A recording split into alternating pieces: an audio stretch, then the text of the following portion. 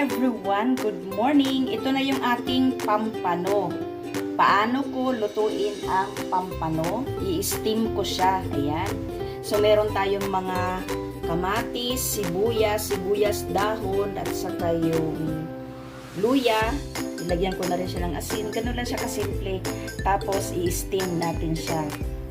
Ayun, nag-improvise ako ng steamer dito sa kawali na malaki. Dito ko ipapatong yung kawaling maliit. Ayan. Ayan, naipatong ko na siya. O, naipatong ko na. Sana hindi pasukin ng tubig. May tubig din siyang sarili para meron siyang sabaw ng konti. Yung lagpas talaga yung buntot niya o kasi malaki siya. Ayun, takpan natin lang yan siya ng takip, yung cover nito.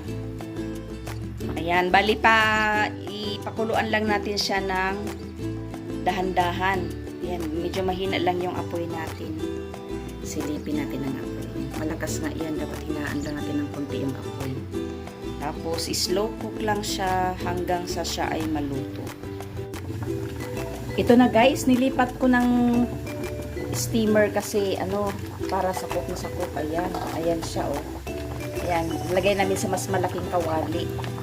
Ayan na ang pampano. Binali ko na lang yung buntot para masakop at ma-close talaga siyang mabuti. Okay, so hintayin na lang natin siyang maluto at masarap na siya pagkain na.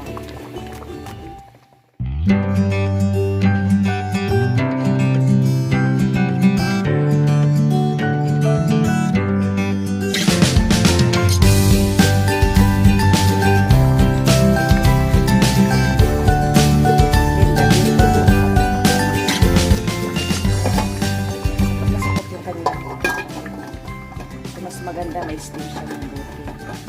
So, hanggang mamaya sa maluto siya. Balikan na natin. Ayan na siya. Luto na siya. Almost there. Ayan. So, thank you so much for watching. Maswerte ako sa pagpunta ko sa pagkakain. Kasi nakahuli ako ng sariwa, fresh na pampano. Paano ko siya niluto? I-steam ko siya. Have a great day everyone. Bye-bye!